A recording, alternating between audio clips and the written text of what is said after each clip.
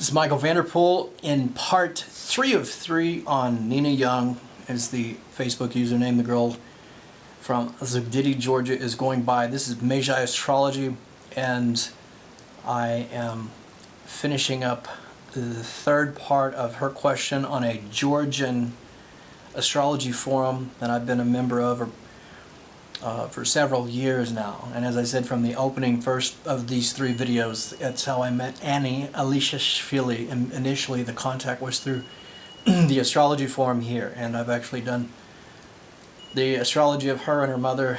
It's been a long time since we spoke. It's been since April. We had a misunderstanding.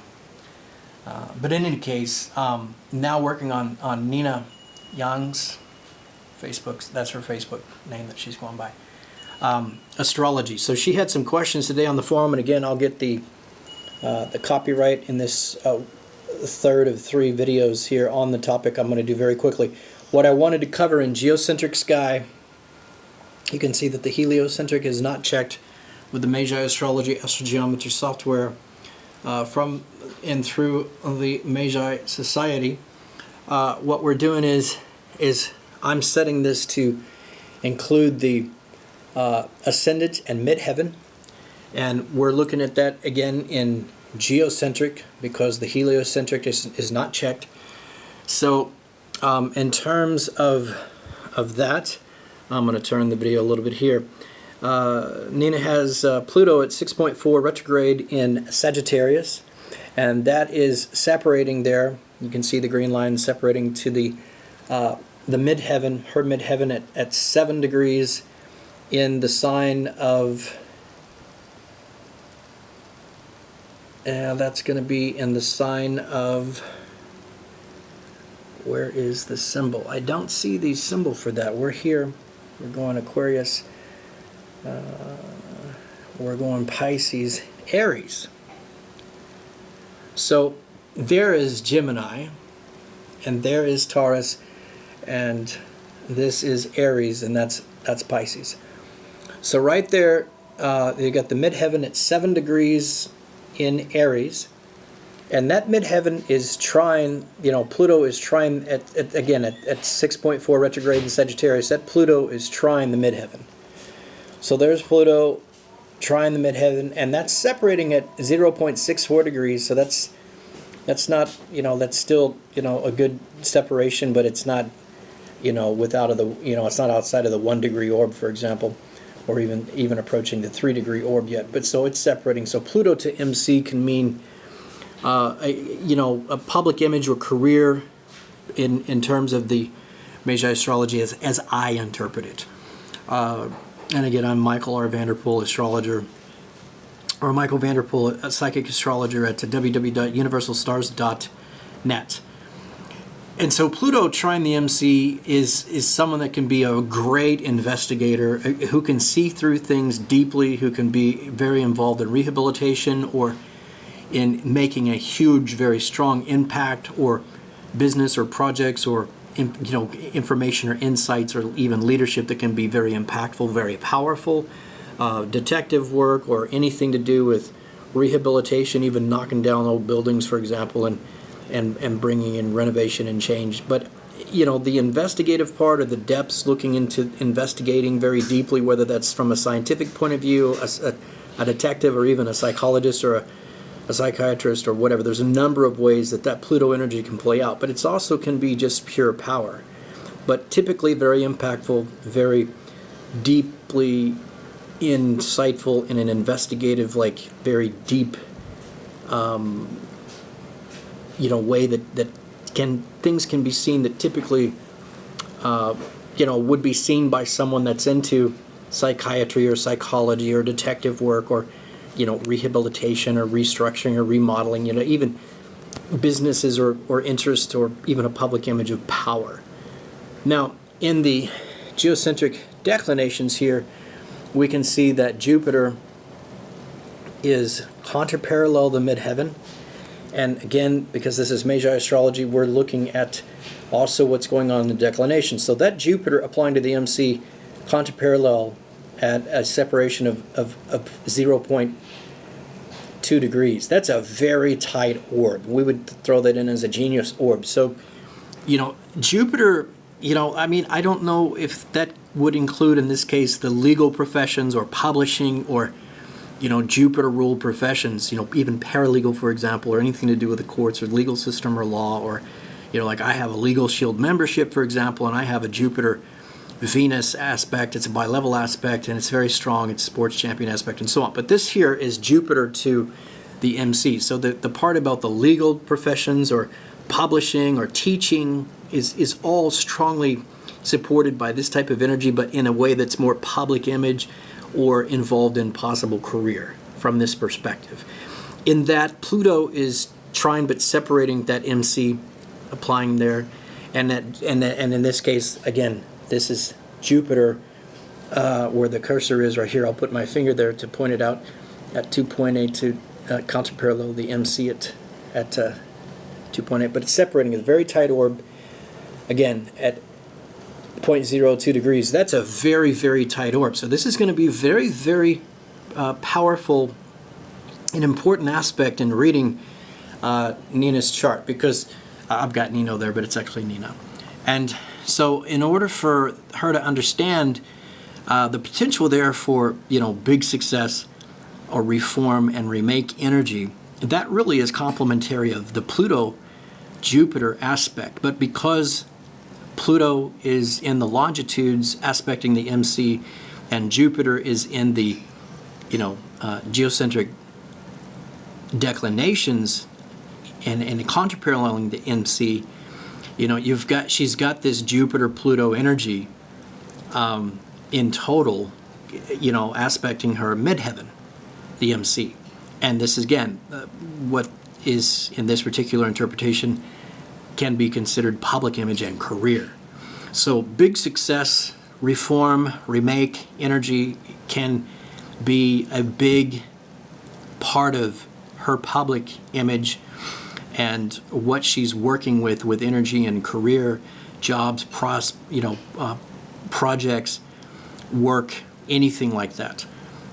Whether it's publishing or not, whether it's reform, remake, or rehabilitation, or investigating things, or seeing things very deeply, or a business or a career, or even a family of power, if she's working within her own home, per se, if she's working, for a time within the family, per se, even as a spouse or not, or whether she's out in an actual career and has a position of power and with anything to do, especially again with that Jupiter part in there, with teaching, publishing, legal professions, anything to do with a lot of wisdom, a lot of insight, is all supported very strongly by that. Now, just as an adjunct, throw in the what's aspecting the ascendant here, and I'm trying to get that in. It's at 25.2 degrees Cancer, and that's an aspect trine her moon. And on that moon is, in trine to Jupiter, and there's separating from that Jupiter conjunct Pallas is separating from the ascendant. So this is someone that's very, because of the Pallas aspect alone, but that conjunct that Jupiter there, this is someone that's very logic. Logic is a very big part of her personality. So the strategic, the research, the planning, the logic, the sequencing, the whole.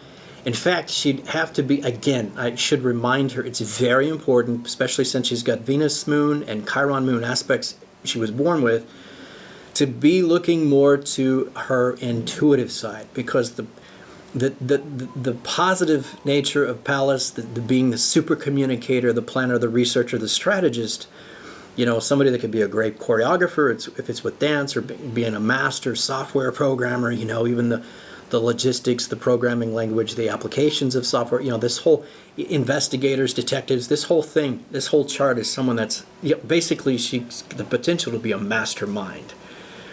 But the downside is that it's such a strong influence and planetary synchronization, because we pull back here and that makes a grand trine.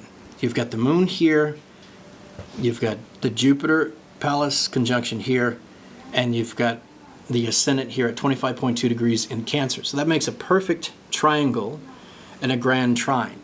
So it's very, very strong. And again, the The palace being a part of that, seeing the bigger picture, the bigger patterns, being able to see beyond the details in a situation or a story or anything, and getting to the overall big picture. That's a great gift. But it can be that if she doesn't rely enough on her own intuition and pay more attention to the intuition, when logic may point to one direction, it would be always wise for her to realize she is a gifted, brilliant, very real, solid, and strong intuition.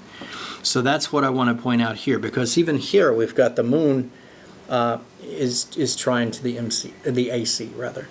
And because the moon is trying that AC, so again, even her personality can be not only maybe moody or emotional, kind of an ebb and flow with that, or in this case, it's actually, I would more interpret the trine here with moon to the AC as more very boldly optimistic as a general rule.